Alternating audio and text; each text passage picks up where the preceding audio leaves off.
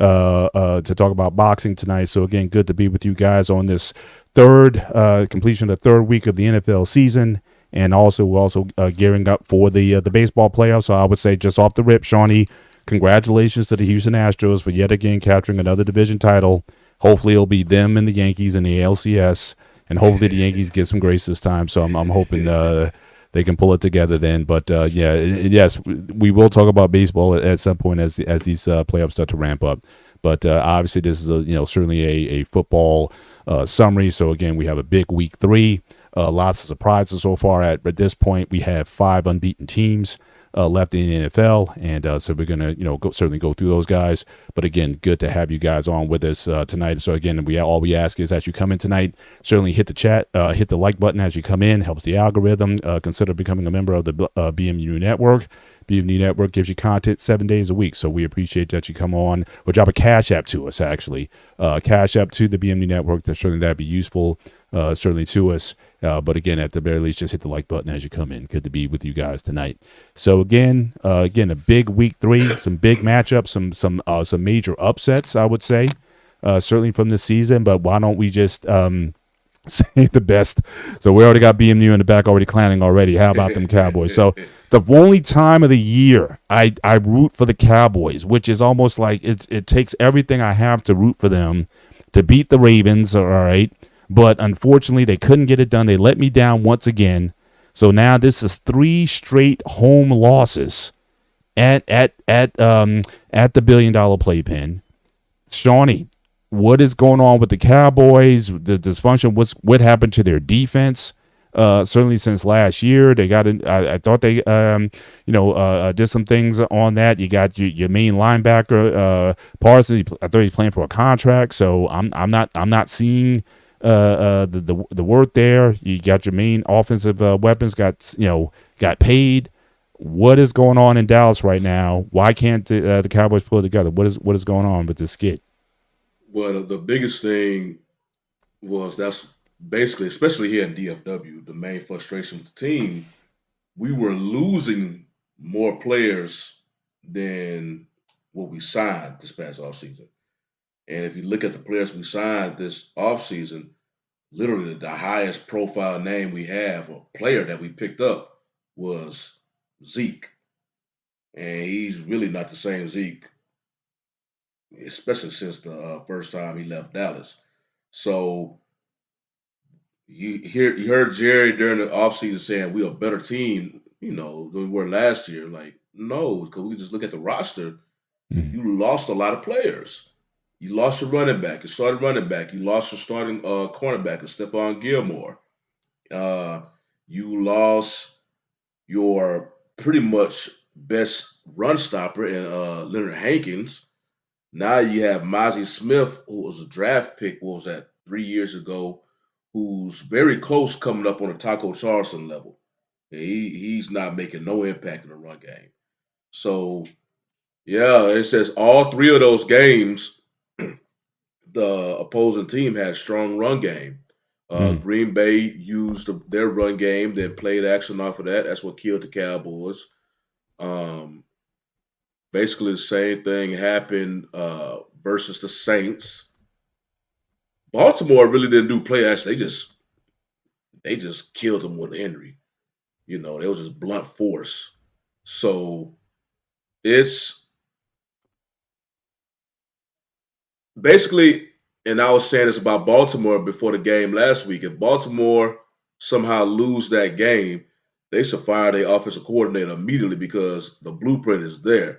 Right. Even before the previous 2 losses in Arlington, the Cowboys for several seasons now have been very weak against the run. You got a team that can gash up, defense with their run game. That's exactly what they did. Now, Cowboys made it interesting in the fourth quarter. I saw somebody online was saying Dak was, padding his stats. I'm like, how can you pad his stats when they had a legit chance to win? They was legitimately coming back. It took them all game to stop Baltimore. If you remember, Tucker missed that field goal, so that gave the Cowboys life. Now, what happened with the Cowboys, they kept going for 2-point conversions and failed on them. If they would have got one of those and then went, because they end up scoring the touchdowns, just got 1 2-point conversion and just kicked field goals, the extra points, that game would have been at least tied. So, but then again, you trying to play, you putting yourself in a position in the first place as you just getting gas and you expecting a miracle late in game, to pull off a win. They almost was able to pull it off, but you shouldn't have been in that situation to begin with. So, yeah, I don't know if the Giants have the personnel, but I have to go back and look at the next upcoming schedule, the teams they have. If your team has any sort of a run game, I don't want to see no. I don't want to see no QB with they passing attempts over 25. Mhm. You see how weak the Cowboys are. You gas them with the run.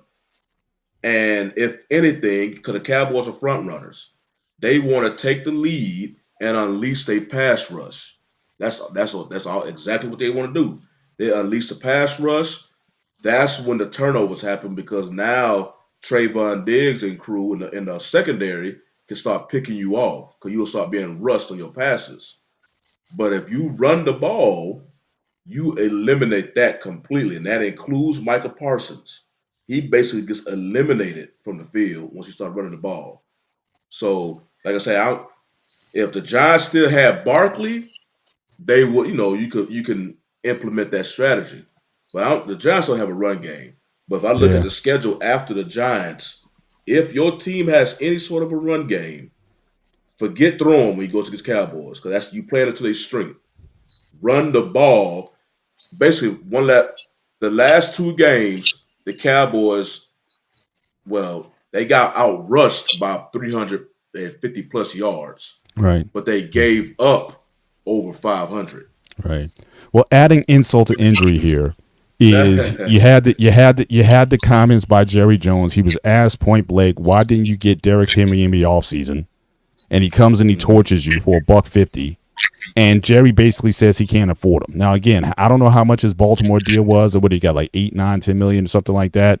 But how can you say you can't afford him when you rolling out this big money? I know Dak and your wide receiver need to get paid, but to say you couldn't find a few million to get, you saw the performance there is beyond me. But Coach, why don't you get in here? What's your view? What's going on? Well, What's one going real on? quick, Mr. Bennett, Yeah. about that point, which was revealed later, because the whole offseason we were sitting here watching the Cowboys making Dak and Lamb wait for their contract. Right.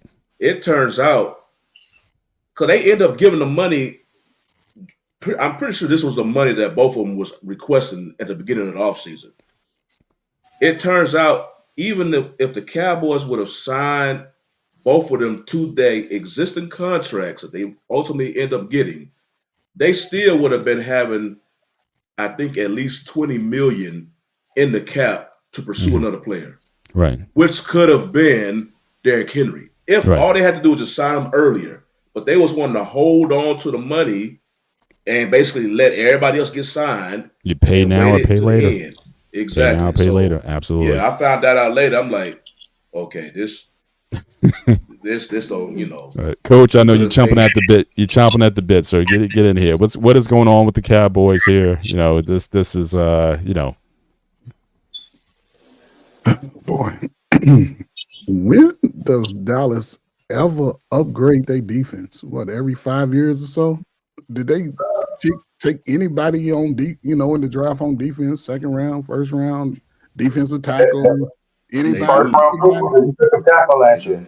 The first round pick, they Mozzie started Smith, was a paying out like disappointment. That's one, but even this year, there's players that they could draft, but Jerry Jones, he highlights those contracts. If you hear in Dallas's offseason, the contracts get the most publicity. And the thing about it, even with the other teams you see that were players held out, key players held out, the timing is off. This is their preseason, these first 4 games. So the timing's off. Nobody, you know what I'm saying? Everybody's trying to still understand CeeDee Lamb ain't up to CeeDee Lamb stats he was. even, I don't want to get on the Bengals, but everything is sort of off with those guys. Those guys have to be there during the training camp. And Jerry Jones has to be willing to draft players that are needed. He has to be doing that. He doesn't read Parsons. That was the biggest draft pick they had. 4 years? He's coming up on his contract. It's gonna be the same thing next year. Will they draft any defense? I haven't heard of anybody, but maybe I'm wrong. But it ain't gonna matter. Dallas still gonna be the favorite team in the NFL. It ain't gonna matter. I hear you. I hear you. Shout out to Dante showing up, and as I proposed, like your background in the back is kind of clouding your Dallas cap there. But salute again. You show up, rain or shine or whatever. You take the L's. Your back's against the wall again here. So what is going on? Doing this until we win a game.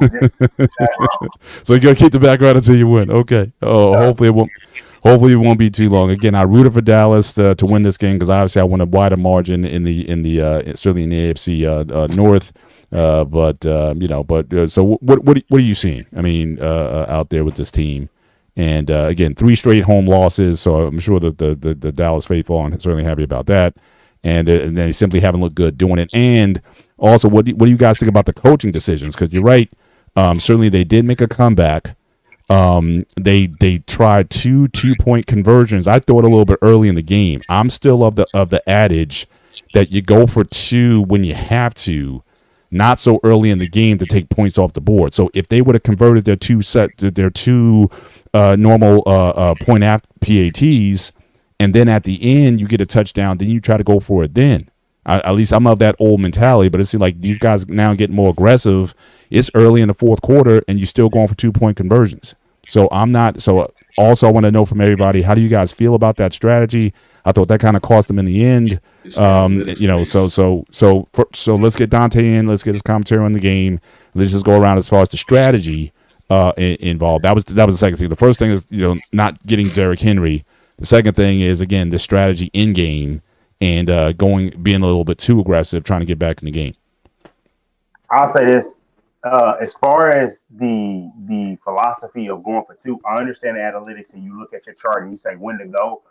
I per se say, hey, look, if we're losing and if we're down, I'm going to do this. I'm going to say, you know what? Let's count up the score and let's go for, like you said, Mr. Bennett. I want to go for 2 at the last possible moment, and so now I sort of get into chances to where, hey, I put the lead to where I have to go to 2 multiple times. What are your odds statistically of getting 16 points on back-to-back drives? Because you only have so many 2-win plays, you have so much space, and you're using everything to do to get into the end zone. Correct. So I say save your best 2-point play for when you have to. On Derrick Henry, I'll stand by this. He's an older running back that still obviously has some juice. So year 1 of the deal is going to look good. In the future, it may not. As Coach Ferg said, why not take that money and know that, hey, look, and I want to say Jeff Kavanaugh, he has a good podcast, used to be on the radio here locally. He made a good point where he kind of ripped Jerry. He said the general manager wants to make sure that the players that he's picked were paying out because everything is draft and developed. But he won't spend money on the defensive tackle because then it'll admit that, hey, look, Mozzie Smith isn't working out. He was at training camp, and you could tell it was like they're trying to work with him. And for whatever reason, the Michigan defensive linemen, they get off the ball slow because obviously you're in college. They're coaching them to play at Michigan, not to be successful in the NFL. So their get off is slow. So you have to retrain that. Then he ends up hurting his shoulder, so he couldn't really all season work out to get NFL strong and work his body that way. And he's a guy that's 330 plus pounds, fatigued, can't play many snaps. So I've just listed you nothing good. And that's the guy that you led coming into all of the offseason. So why not take that money, forget a running back? I say spend a 4th round pick on the running back. Why did I say 4th round pick? Because that's what the hell you gave up for Trey Lance. Crazy. Like a running back that plays for the Jets. Like they say every week, they say, hey, he could have been on your team getting more snaps, not playing behind Breece Hall if you wouldn't have drafted, Trey Lance, and refused to say that was a bad move. So it's all on the general manager in the front office. You cannot blame the guys that are on the team for not having the ability to play. They signed you up. They signed you to that minimum contract. Also, when you buy in the store yourself, when you buy stuff from the bargain bin, what is it, the scratching bin or whatever you get, that's a open box special. You rarely do you find a gem. We got Eric Kendricks, who looked really good for a week one, but he's a slower linebacker that has to see it and then go. You got the linebacker that they did take out of Texas, Marion Overshawn, very good player, athletic, but a converted safety. So he's the new hybrid linebacker. He's the weak side, but he obviously had he was a guy that they wanted to play him more in base defense, played him more in base defense against the Ravens, did not look good. Eric Kendricks did not look good. Nose tackle didn't look good. And my thing is, you can see it against the Saints. I want to say the Ravens, I can't remember if they did it as much. They'll just run away from Micah. And then it's like he has to come and chase the play. So he's null and void. Then if you win 34, 32, 33, hey, bro, the pass rush not really much. I just need just a little bit of time to just get the ball out. So you're effectively neutralizing the pass rush. You really only have one dominant pass rush player. And I want to say how I really feel is Marcus Spears summed it up perfectly when he says there are 3 people on this Cowboys roster that you are afraid of. You can't win like that. You're afraid of Michael Parsons. You're afraid of CeeDee Lamb. You're afraid of Dak Prescott. Those are the only 3 players that you just feel like, hey, those guys are some. Maybe you say, hey, third guy, maybe he's fourth guy. You say, hey, Trayvon Diggs coming off of injury. So it's the thing where you haven't built the roster good enough. You've got kicked them out 3 straight times at home, and it's something where now you're certainly in the media. CeeDee Lamb, big star down for pouting on the sidelines, the body language. And plus he dropped a pass, right? I think he dropped a couple, right? Dropped some passes, fumbled in the red zone. I need you to come with your contract. It does. I say it stands for you to be a team leader and take the bullets and take the arrows in the post-game interview. But instead, you let the quarterback to do it. You left Micah to do it. You're nowhere to be found. That's something that I can't respect and I don't like. So I'm going to say for early in his career, that's something that's a markdown for me. And I'll say this. You have to. This is the worst possible time, but it could be the best possible time to have the Thursday game. You're banged up. The rookie corner who's looked god-awful, cannot make a tackle, had a lot of bad things that happened to him the last 2 weeks. I don't think he can play. He may not need to play. DaRon Bland can't get back fast enough.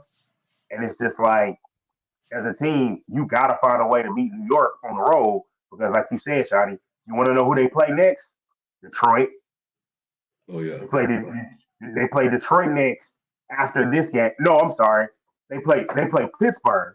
So that's the team that has a mean defense, and they're like, hey, if they did it, we're going to do it. They're going to give you the ball with the running backs that they have. So you have Pittsburgh, Detroit, bye week, and then you play the 49ers. So you know what they're going to do.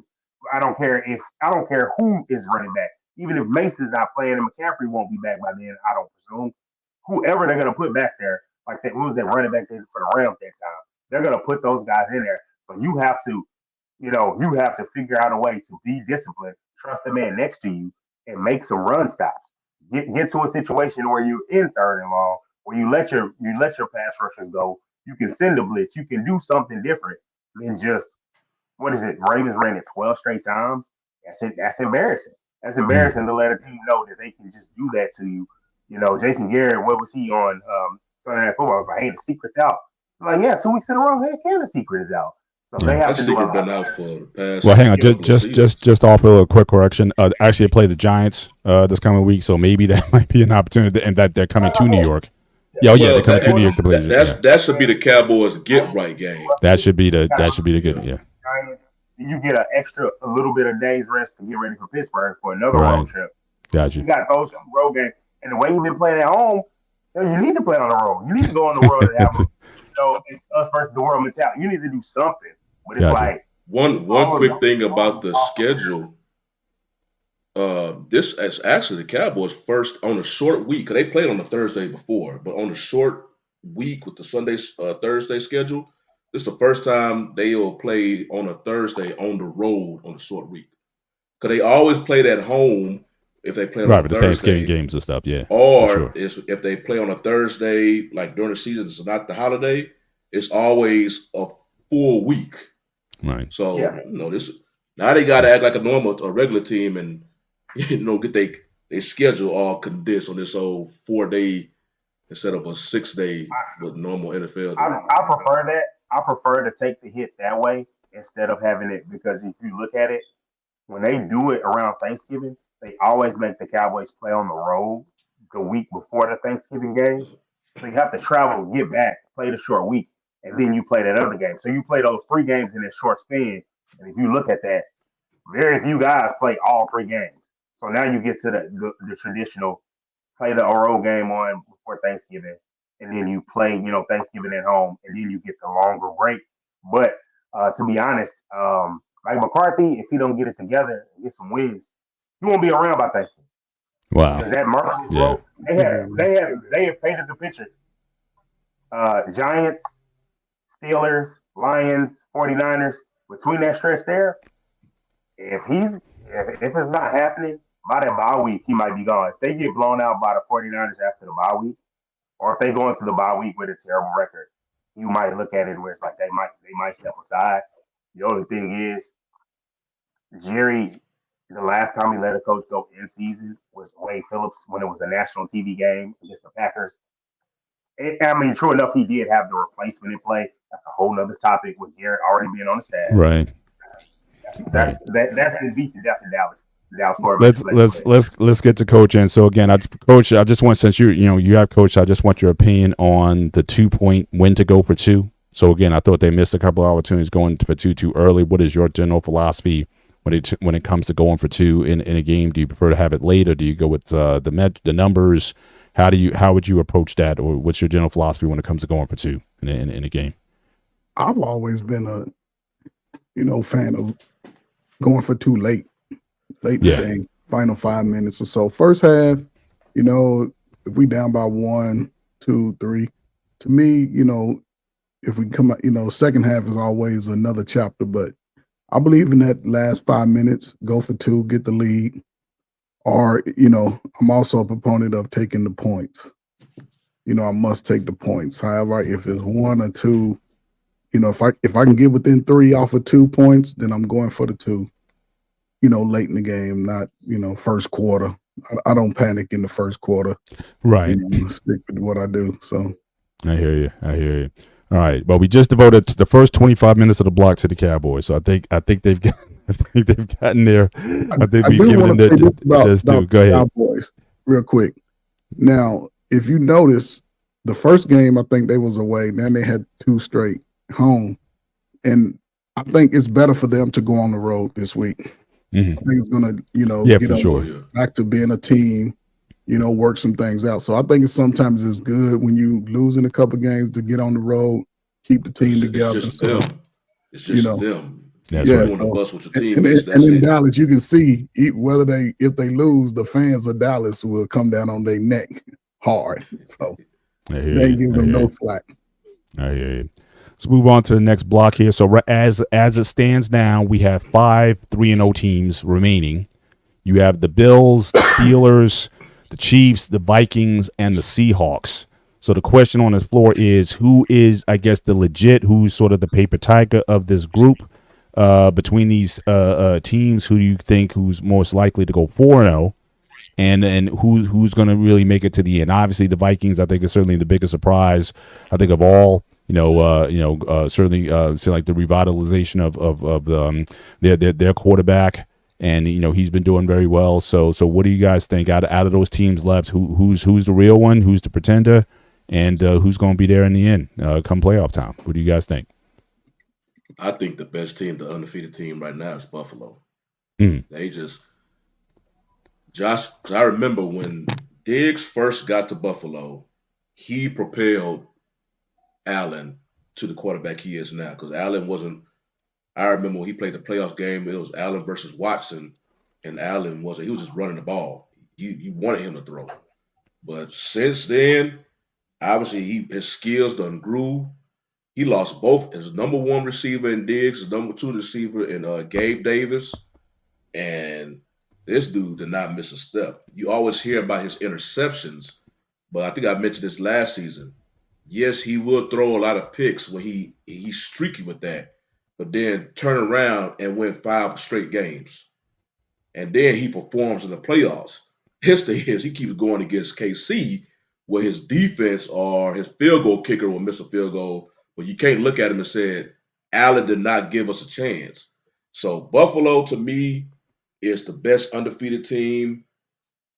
Of course, KC, I say number two. They just damn, that team is so fortunate.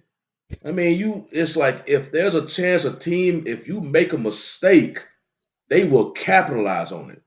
And with Mahomes, he has no problem now that his defense is upgraded. He has no problem playing the field advantage game. Okay, you stopped us now, we'll punt it off. Now you are forced to go the whole field to score.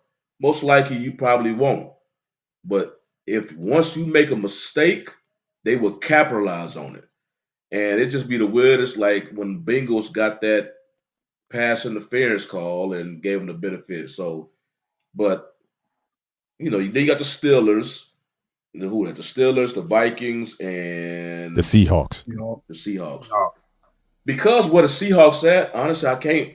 It's kind of hard to watch their games because they're a West Coast team.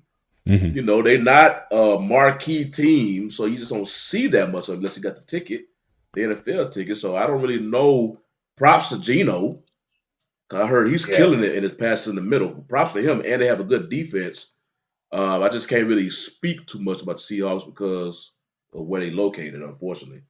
But man, obviously I got a first-hand view of the Vikings when they destroyed my Texans. That game, the Vikings was defensive coordinator.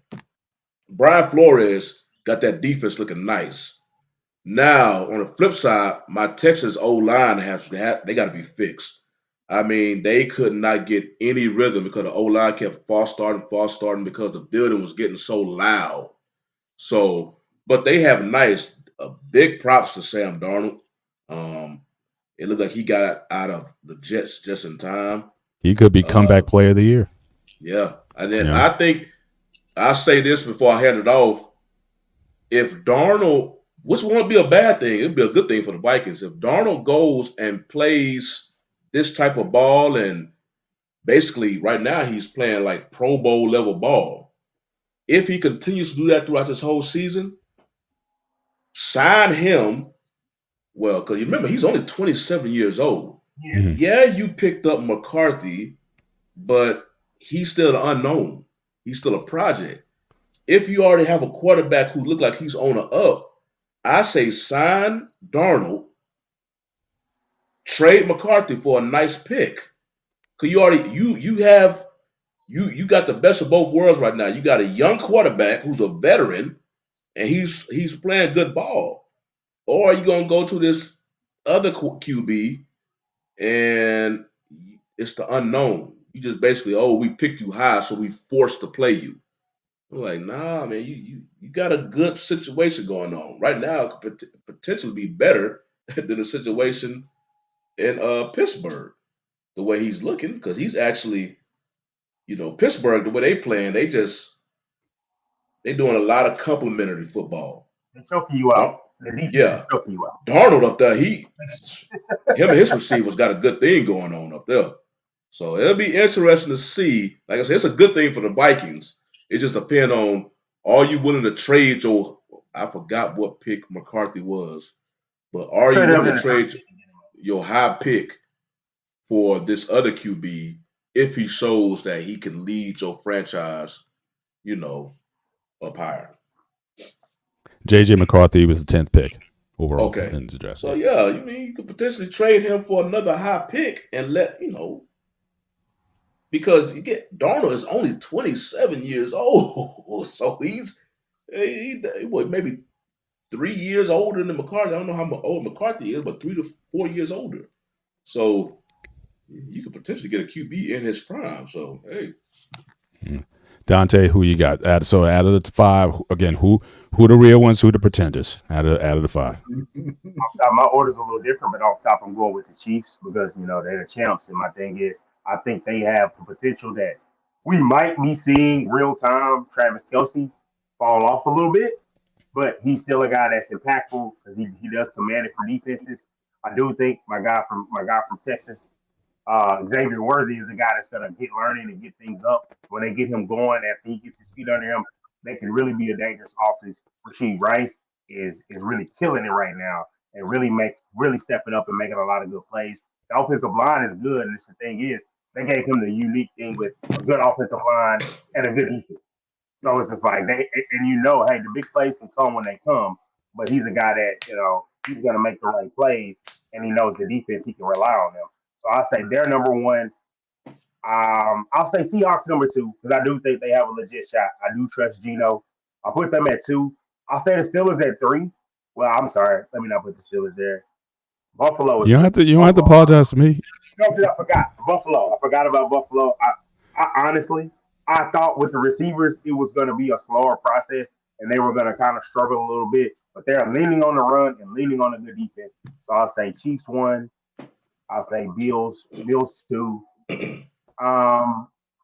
The only reason I don't have Steelers is their defense is nasty. I don't know if I could trust Seattle, but goodness, I trust Tomlin. So I'll put Steelers at 3 off of Tomlin. Respect for Tomlin and the fact that like you're holding people say that old school, just like some 2000 football. These guys are getting 10 points. It's like that's scary to face. And then like Justin Fields show you what a difference what coaching make and environment. Just he doesn't have to rush. And on that one, I have a theory about what's going on over there in Pittsburgh, that he's going to be the starter the rest of the year. I've already heard rumors of Wilson being traded, to teams like Miami. And then I'll put. Yeah, I heard those too. Yep. I'll put Seattle there just because I don't know how well it's going to work. I really want to see them against the big dogs in their division, which is, the Rams. I want to see them against the Rams. I want to see them against the 49ers to see how they do. But I'm happy with Geno, federal quarterback, and that's a new head coach. And so I feel like, hey, the Vikings, I only put them there. I put them there because it's like, I hear what you're saying, Shani, about the young quarterback. I think they drafted a QB for a reason, and Sam Darnold might be that career bridge backup guy. He might be a guy, if he plays well enough, he'll go somewhere else. The only problem is he's with an offensive head coach here that's scheming it up for him, got it going, and he has a great number one receiver. I don't even think they've had Jordan Addison there, and they haven't even had their tight end there. So it's like he's making this work with that. Might be a little bit of fool's gold. You let him get the bag, you get the comp pick, and then you got your guy that was able to sit all year long. You get another veteran QB. And if he's not ready, you don't rush him out there. You let that veteran quarterback take over and play. But the best I would do is give him one of those, not a Baker deal, but a little bit less than that, where I like you, but I don't love you kind of deal. And I will bring him back. But I think out of those teams, we're going to see a lot about the Vikings this week. They're going to Green Bay, which is playing with a backup QB, but they know how to scheme it, and they've been running it well. The Seahawks play on Monday night. They play at Detroit. So that's going to be a test to be like, hey, how real are you? The Steelers don't have much of a test. And the Bills have a big test. They're playing Sunday night on the road on a short week at Baltimore. So, unfortunately, it's going to be the Dak. Not the Dak, but the Lamar versus Josh Allen type of situation. And that gets racial, but I just want to look at it as just good football, good quarterbacks. Mm-hmm. And I want to see how Ravens are going to respond. I hear you.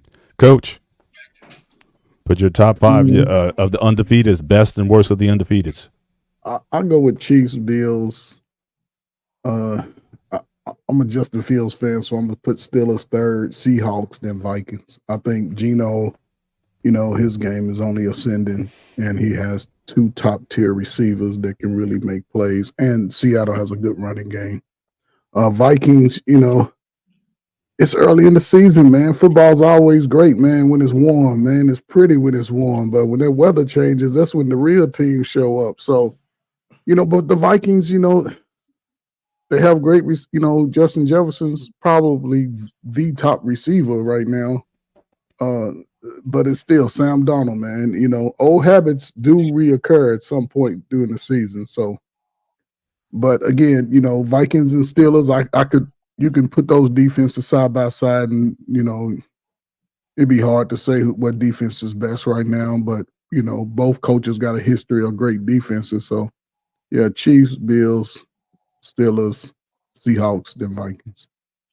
Awesome. All right. Well, I'm going to go a little different. I'm not going to put the Steelers first, just in case you guys were asking about it. I'm not putting the Steelers first.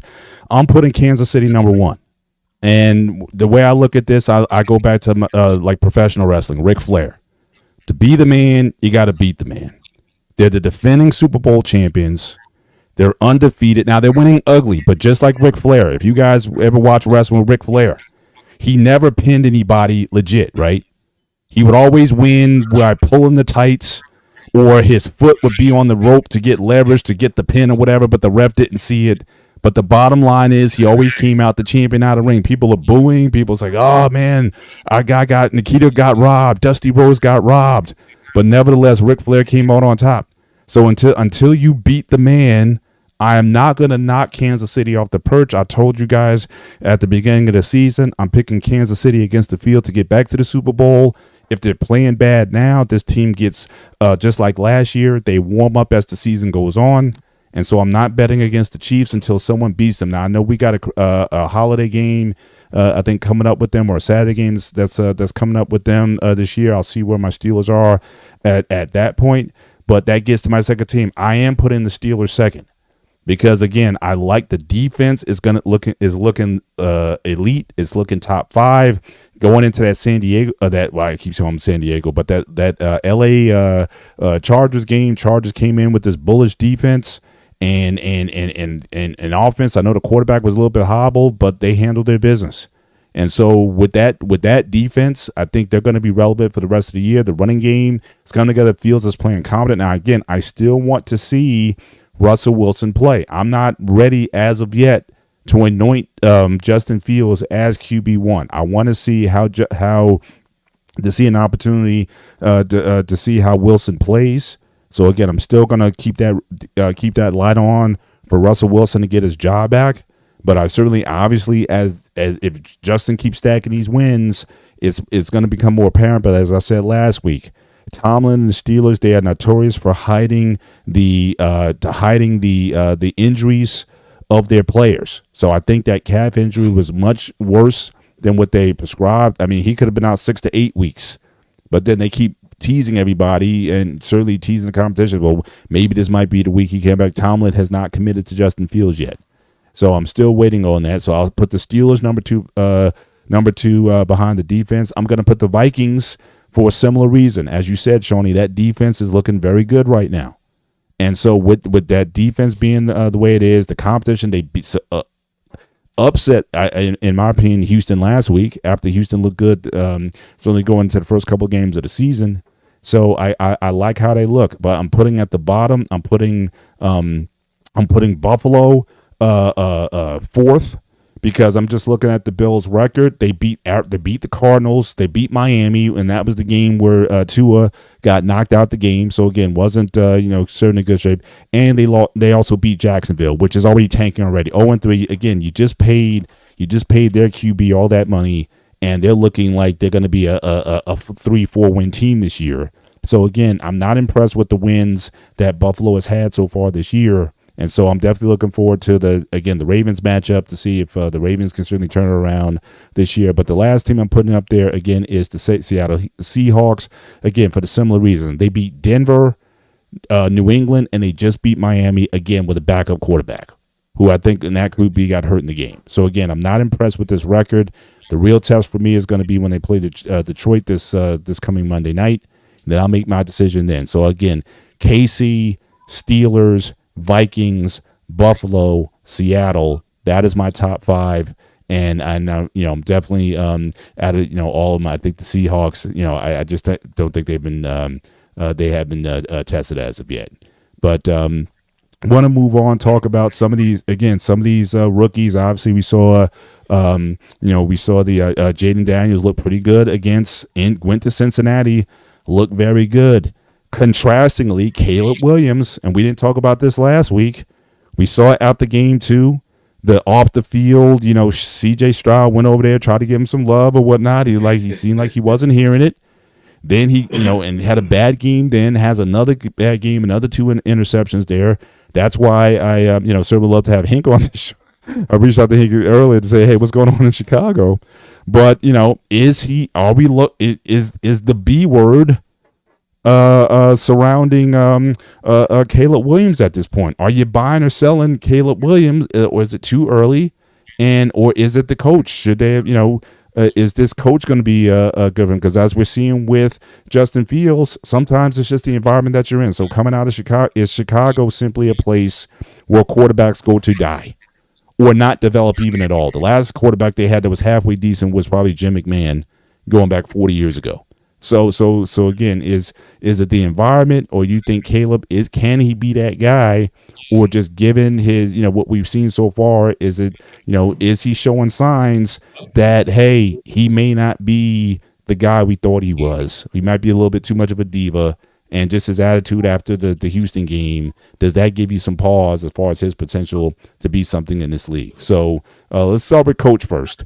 Coach, so what are your thoughts on Caleb, and also what you saw, if you had a chance to see Daniels out of Washington play? What's your thoughts on that situation? I mean, really quick with Daniels, he's showing why he won the Heisman Trophy. He can play. I think his game is going to get better. And again, it comes down to the support of your organization and coach. They will continue to build linemen. Washington has never really had an issue with linemen protecting their quarterback, but with Chicago, you can see they could have drafted me, man. I'd have been able to block them up. They've always had problems with linemen. Always. I don't know what they do. I went to a training camp. I took my sons to a training camp a few years ago, man. We said, man, it looked like, I don't know what the hell they was doing out there, but he's gonna be on the run all season. That's what I see. He's gonna be on the run. I think he has the ability, and they're gonna have to call the right plays for him, get him out of the pocket, put him on the move. But Chicago, they need to go and get Lovie Smith back.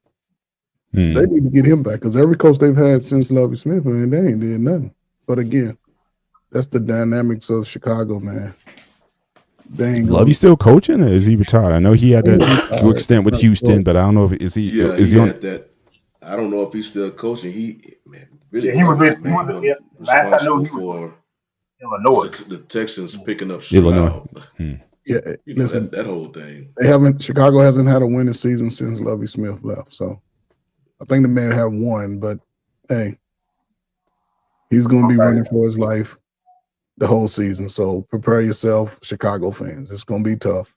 So shout out to Lou. First of all, just shout out to the chat, just everyone who dropped in to see us tonight. So again, KP from KC. I will not clown the Bengals tonight. I'll keep it classy tonight. But again, it's good to have you certainly up here on the show. 183307. Thank you for stopping through. Kate, as always, yes, black and gold.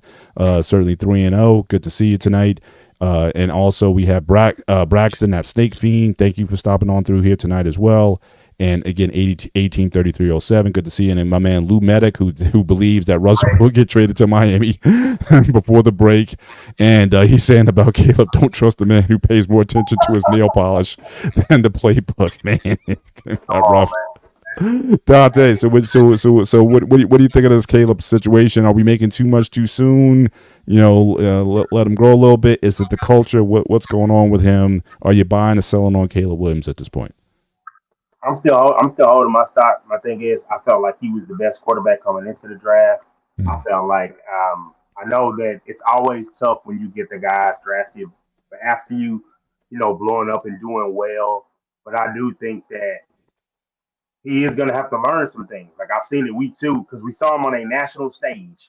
That Sunday night game, those standalone games. We as fans and critiques and everything, we draw more and we overreact more on those standalone games than anything. And you can't disturb that. You can't let that just say, hey, we're going to throw everything that we've seen about him, the good things away. We haven't seen much good when it's been live bullets. Looking good in preseason is totally different.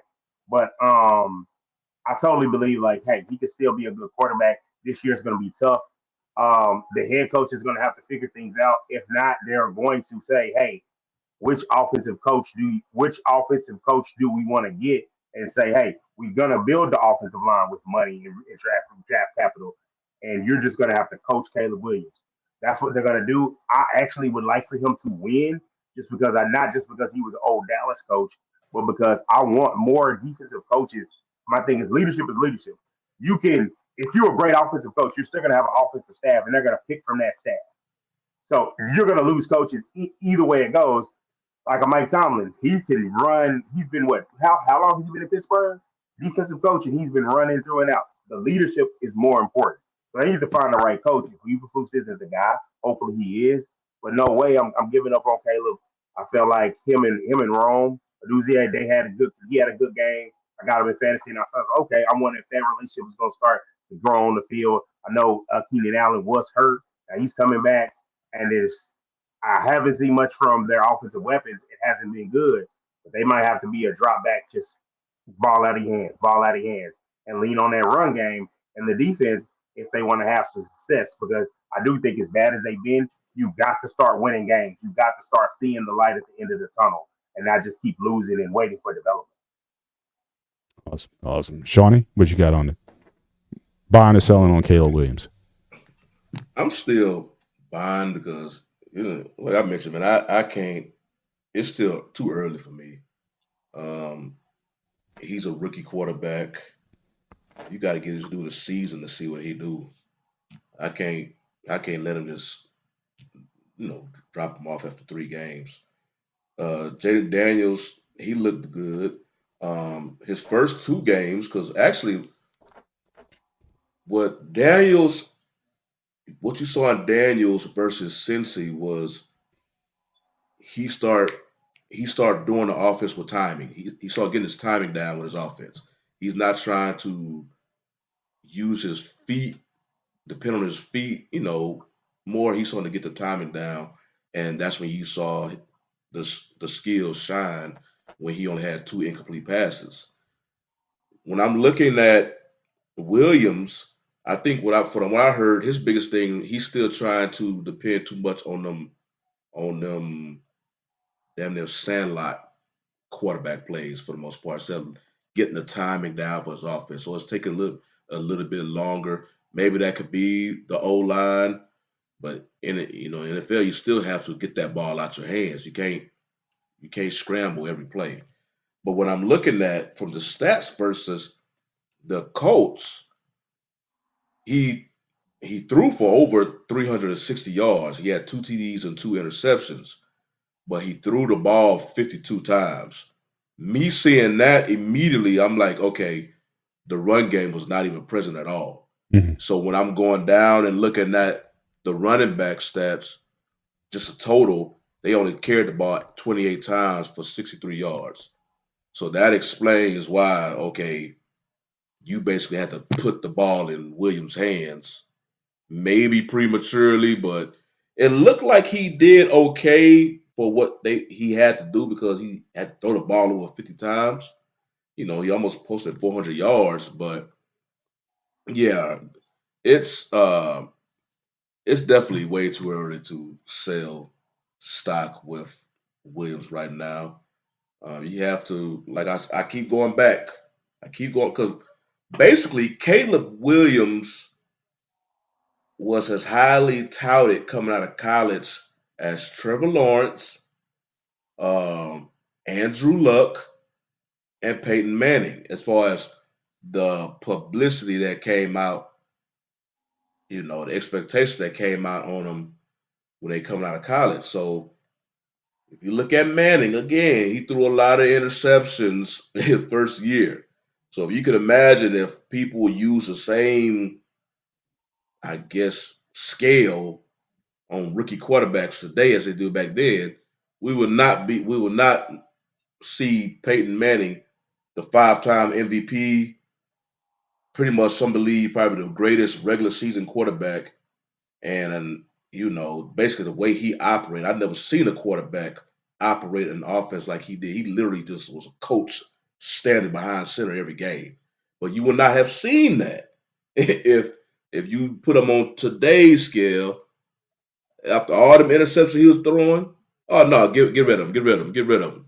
Mm-hmm. So Williams, it takes patience. If you believe that's your franchise quarterback, at least let him play through his rookie contract.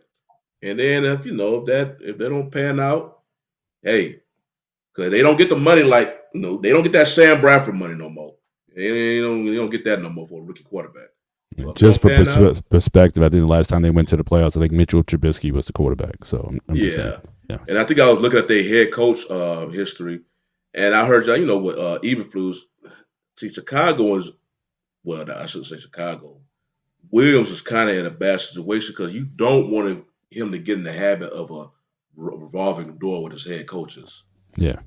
And it's like maybe they should have changed the head coach before drafting him to potentially, but that's what you did too. I thought yeah, that's a slippery slope. Well, you just teed up another question, but I want to get Coach in first on his evaluation so far of Caleb Williams and any thoughts he has on Jaden Daniels, and then we also got another QB situation, obviously with the certainly with the Carolina Panthers. Andy Dalton, 37-year-old Andy Dalton comes in, looks terrific. So again, for the Carolina situation, is he? What's going on with that? Is he finished at this point? Is he ready for the NFL? So, Coach, just your initial comments on Caleb, and then you certainly move to Daniels, and then we can talk about the Carolina QB and see what's going on with that as well. Buying or selling? Oh, I'm sorry. Daniels is gonna be okay. Caleb, again, man, he's in Chicago. I'm telling you, he's in the wrong space. The Chicago is not quarterback friendly.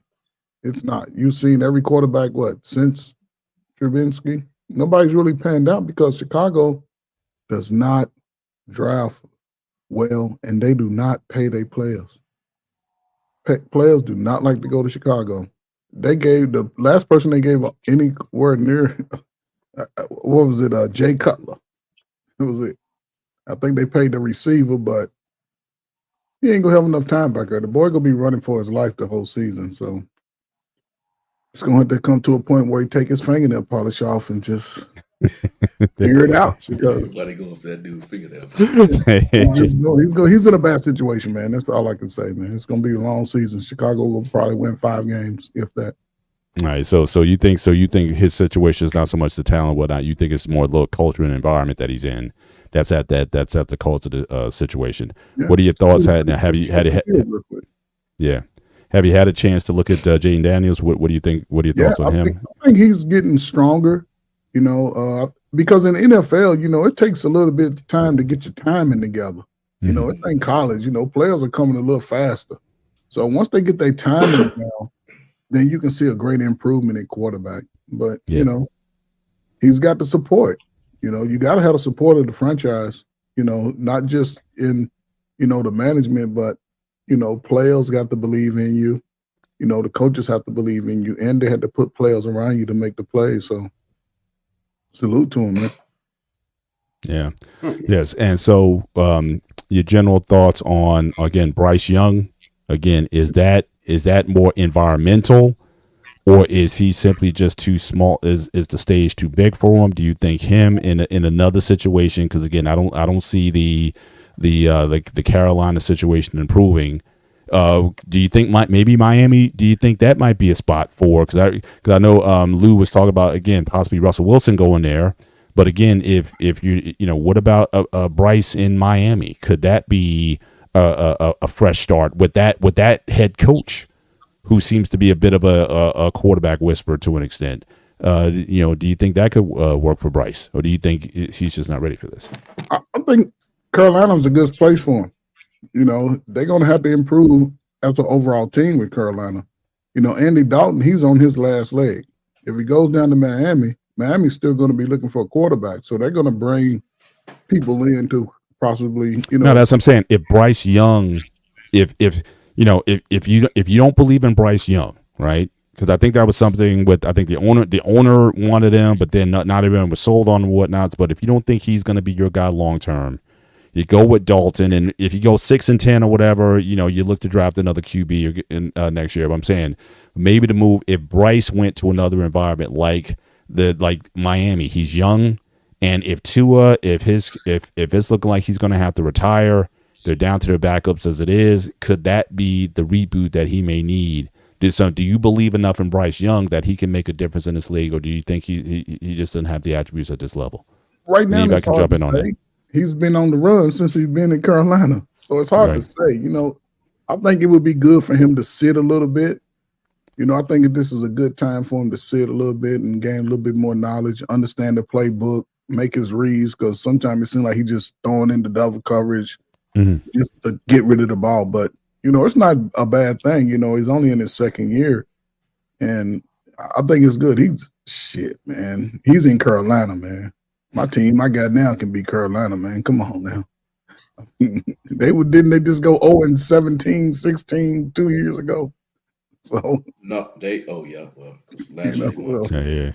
What, Shawnee, what you got? So again on Bryce. Well, first of all, anything on Jaden Daniels, and then on Bryce, do you think this might be it for him? What a new environment? What could Miami help to revive his situation if they, because they're going to be desperate for a quarterback now.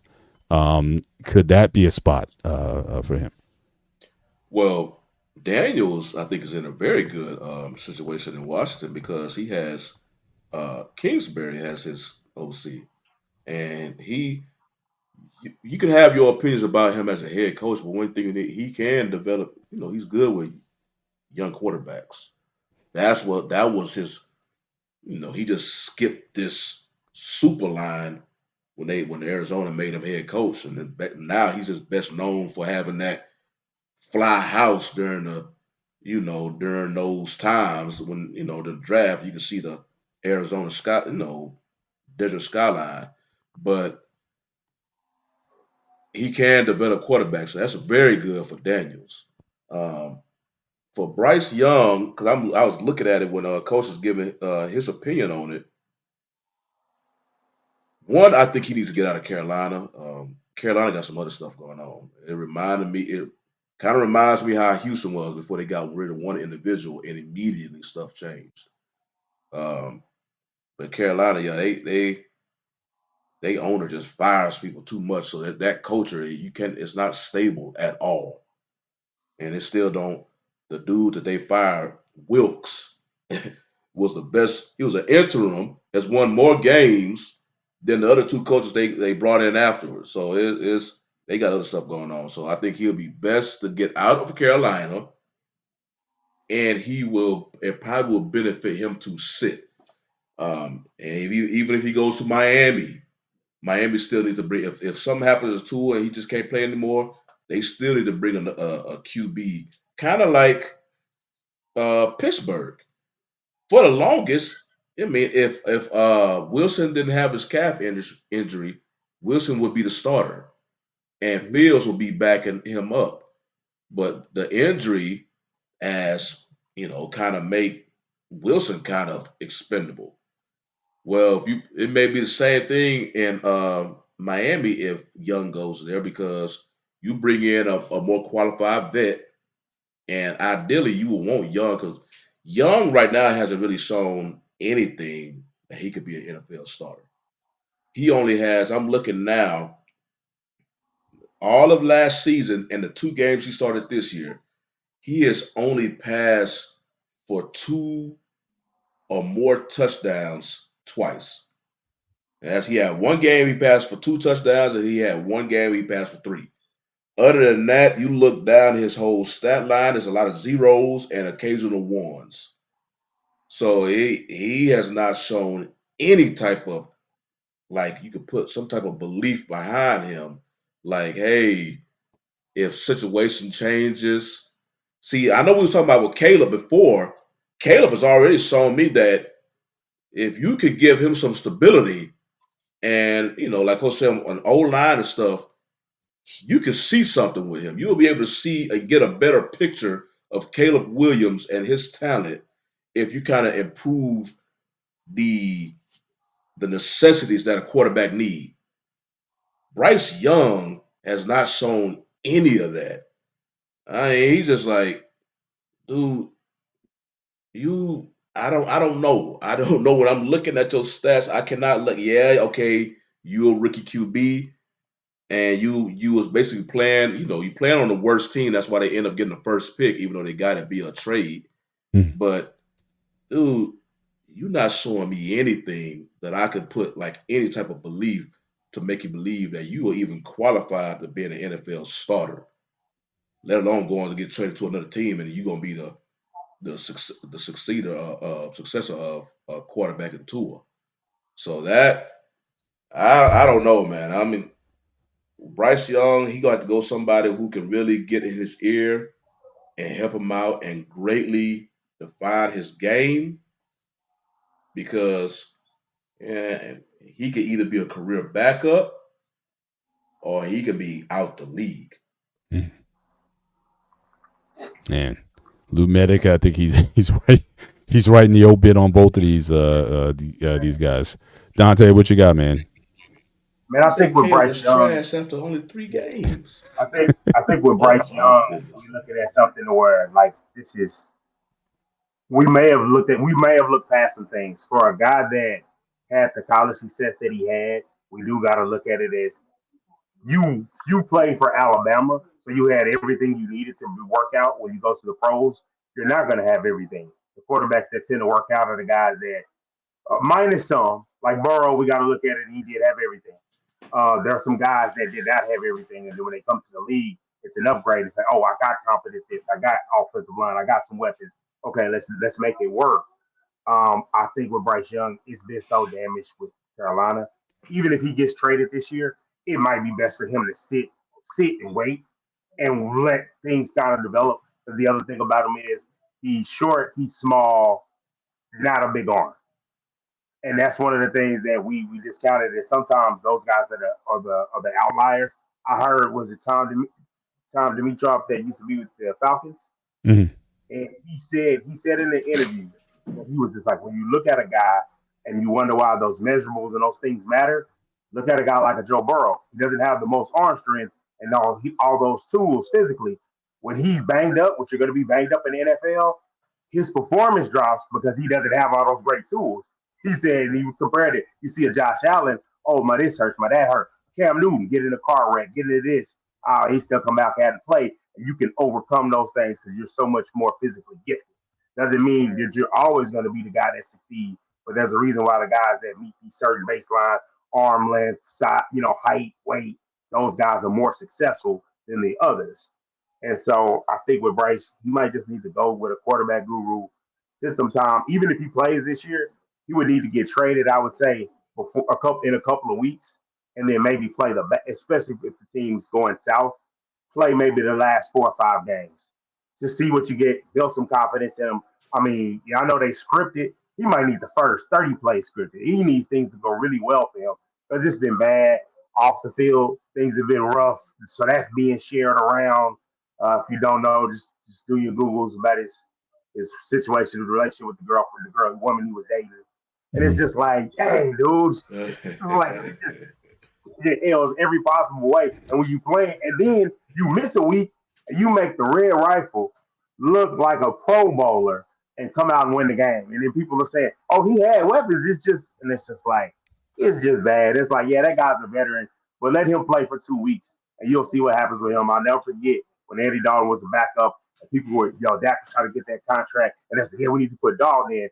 And the Dalton came in and threw a pass, and that man said, oh, hell no. Man, where's Dak? And then Dak is running back on the field. It's like sometimes the guys are back up for a reason. But shout out to Andy Dalton, TCU along, Katy, Texas. Yeah, man, I don't want to give up. Lou Medic, man, you give it up on the guys. You give it up on these guys like this is NCAA 25 and College 25. You can or Madden franchise, and you can just draft the quarterback every year if you want it, and you're not gonna get fired. Like, nah, man, Caleb definitely. I can see the concerns with Bryce because it's year 2, and we're not seeing any improvement. So he needs I think he needs a different situation. I don't think if they get a high pick, they would have to get one of those situations where they got, like you said, 6 and 11, but it's not high enough to get the quarterback you want. That's the only way I think Bryce will stay because I don't think they have the draft capital. I don't think they would do it again, trade up to get a pick. They would have to tank out, which to tank out, they might have to Bryce again. Well, now that's a terrible team. I think no matter who they have, they're going to lose games. Gotcha. All right, guys, we're heading towards the end of the show. We want to make sure we end on time. Folks, certainly in the BMU network, we have certainly an exciting just programming change. Certainly the next show following ours. Man, Boss Man, he's having his show debut. And so we want to make sure that we end on time at 9:30. So again, we ask everybody, encourage you to stick around. So you can certainly check out and support Boss Man as he embarks on his YouTube journey. And so let's just go through our final wrap ups. But I want to kind of tail a little bit of you guys. Key matchups going in for Week 4. Again, what game are you looking most forward to seeing? I think I already heard earlier. Cowboys playing. The Cowboys playing the Giants, but you guys got the Bills playing the Ravens. So just quickly, just go around the room. What is your key matchup that you'd be most interested in this coming week? Go ahead and start, Dante. I'll go ahead and Ravens, Bills. Ravens, Bills. Yep. Ravens trying to get a winning record. Bills is on a hot streak, so it's going to be interesting to see how these two running quarterbacks play out. So, I got you, Dante. Who you got? Key matchup. I'll say a interesting one will be the Eagles and Buccaneers. That's one where it's just like the Buccaneers. I did not expect them to lose, and then the Eagles are trying to get some more good footing. Got a victory, a tough victory on the road against the Saints. They're on the road again against the Bucks, and the Bucks are in a space where everything's feeling good, and I want to see how they respond on both of those, and hopefully the Bucks take care of business. Shawnee, who you got? And we've got another back-to-back Monday night game, but I'm looking at the Seahawks and the Lions. Let me see if the Seahawks are legit that you can go win at Detroit. I hear you. I was going to say the Chargers against the Chiefs, seeing that matchup, but again, quarterback's out, not sure what his health is, so I'll probably back up Dante when he talked about certainly the Eagles and the Bucks. I definitely want to see how that game certainly materializes. But just a quick, just aside for, as we start to end the show, just a quick retrospective. Okay, so again, obviously I'm the boxing guy. We're looking to have a boxing segment tonight. Hopefully we'll have it in the future. But this is basically, this could be the end for Anthony Joshua for the biggest heavyweight fight in British history. 96,000 people in Wembley Stadium, and Joshua gets knocked out. I mean, out in round 6 against Daniel Dubois. Shout out to Daniel Dubois. He had a tough loss against Alexander Usyk. Had 2 tough fights, got himself back into contention, definitely showing some confidence. And he took it to AJ right away, took it to him. AJ tried to come back, and he landed a punch on him. He went in for the kill. When he went in, he got caught with a right, and that was all she wrote. So, again, I think, the records on him is going to be mixed. I mean, again, big, powerful guy, whatever, has got no chin. If you catch him, you can take him out. And but I think we could pretty much start to write the obit on Anthony Joshua's career. I know everyone was looking forward to a big fight with him and Tyson Fury, but that doesn't look like it's going to materialize. No, Fury fights Usyk in a rematch in December, and so who knows if Fury loses that one? Who knows? Maybe an AJ Fury, even though it might not be for a championship. But again, because they're both British boxers, it'll still probably get some attention, but certainly not 96,000 in Wembley. Certainly that was a sight to see. But again, shout out to Dubois. Not sure if he's going to necessarily improve the division. He's a pretty quiet guy, pretty humble guy. Not necessarily the personality. Definitely not the personality of a Fury or an AJ. So again, I don't know if his brand will carry in the United States. He's never fought in the U.S. And so we'll have to see if, in fact, he has any kind of marketability in the U.S. But again, he's a pretty quiet guy, but he handled his business. So again, shout out to Joshua to Dubois on his win. And again, I don't necessarily need to see Joshua fight again. So again, he's young. He's still young. Still got his faculties and whatnot. He's made a ton of money, and I think this might be a good time for him to exit the stage. But with that, we're going to end the show now because, like I said, in a couple minutes, we're going to have our guy, Boss Man, coming up. His launch show is coming up, and I believe the title of the show is America Ready for Theocracy? So again, totally, certainly in this hot political season, and there's a lot of topics going on, and so that should be certainly a very interesting show. So again, right after us, Dyson stuff. Yeah. So definitely definitely tune in for that. But with that, again, we come to the end of the show. Definitely looking forward to, again, baseball playoffs is going to be coming up soon. So again, we promise for you baseball fans, we'll definitely throw that baseball around a little bit and see what's going on. But for the rest of you guys, again, enjoy your week, enjoy your football game tomorrow and the coming week, and as well as the college games. We didn't even talk about Prime, the Colorado pulling out in the end. I mean, we need to maybe lead the show next week with that, because I definitely want to go back and because that can literally turn their season around. Opposite. That can definitely they may go on a run now. I mean, they're underdogs, but I think it's going to be closer than what Vegas got it as. And I know we got to get out of here. I didn't feel good about it last week. I feel better about the Cowboys winning this week. Dak is 12-2 in his career against the Giants. I just think he owns those guys, and I think we get the win. Yeah. So, all right, guys. Again, so enjoy your week. We'll see you next time. Take care. God bless. Peace. It's going down like a rodeo. It's going down like a toy so. It's going down like a rodeo. It's going down like a toy so. I hope you're all here for the ride. Come inside, cause it's going down tonight. Only here for one night, no lies. Come and saddle up a ride. Need a yeehaw, you know how ye. Here for one night and we just wanna party. In a fast car, a Ferrari. It's a push start, I don't need a car key. Start on Broadway, and it's gnarly. On a late night, but I'm not tardy. Right on time for the parties and Barbies. Strolling with a chunk of green like a golf swing. Hey, hey, hey, hey. Bottles on ice, mess around these skates. Hey, hey, hey. If I gotta say it twice, then I got nothing to say. It's going down like a rodeo. It's going down like a toy so. It's going down like a rodeo. It's going down like a toy so. I hope you're all here for the ride. Come inside, cause it's going down tonight. Only here for one night, no lies. Come and saddle up a ride. Come and catch me up, it's going down like a train.